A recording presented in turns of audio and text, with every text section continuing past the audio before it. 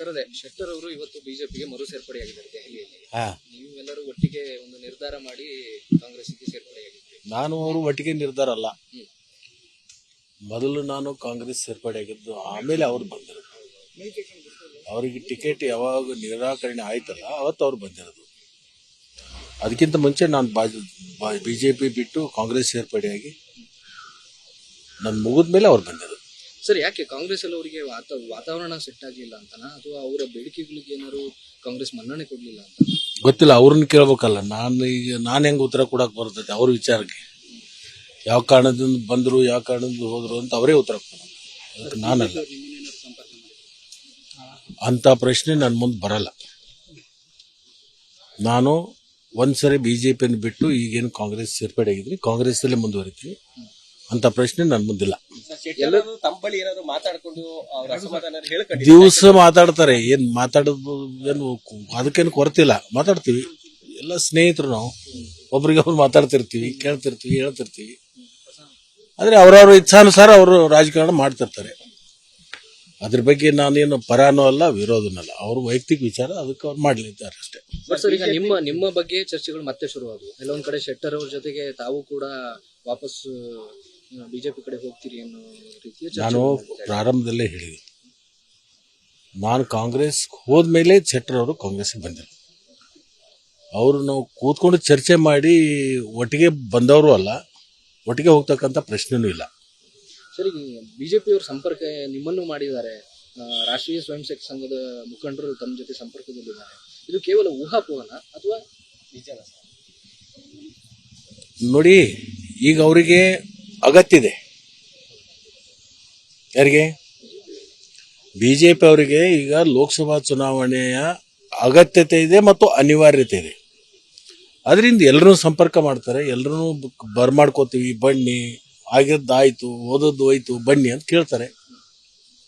ಅವ್ರವ್ರ ಇಚ್ಛಾನುಸಾರ ಅವ್ರವರು ತೀರ್ಮಾನಗಳನ್ನು ಮಾಡ್ತಾರೆ.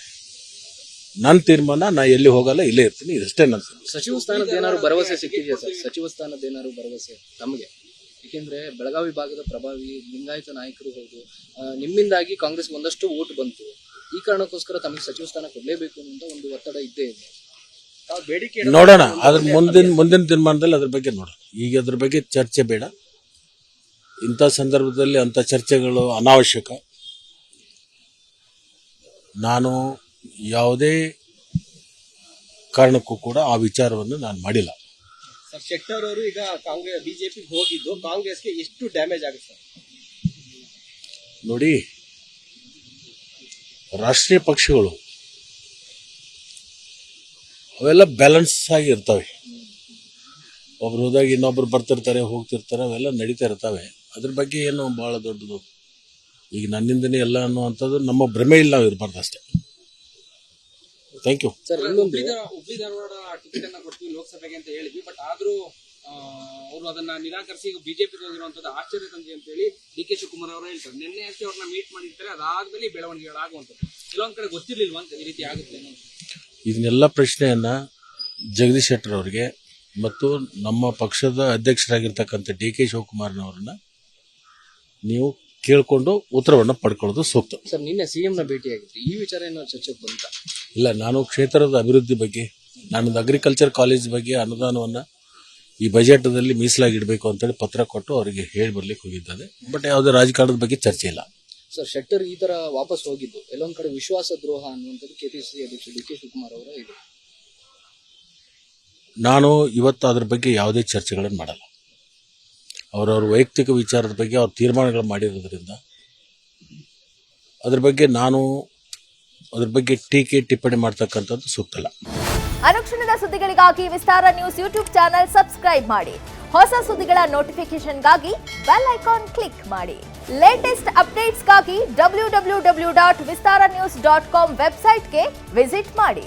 ಅಂಗೈಯಲ್ಲೇ ಜಗತ್ತಿನ ಸುದ್ದಿ ತಿಳಿಯಲು ವಿಸ್ತಾರ ನ್ಯೂಸ್ ಕನ್ನಡ ಆಪ್ ಡೌನ್ಲೋಡ್ ಮಾಡಿ.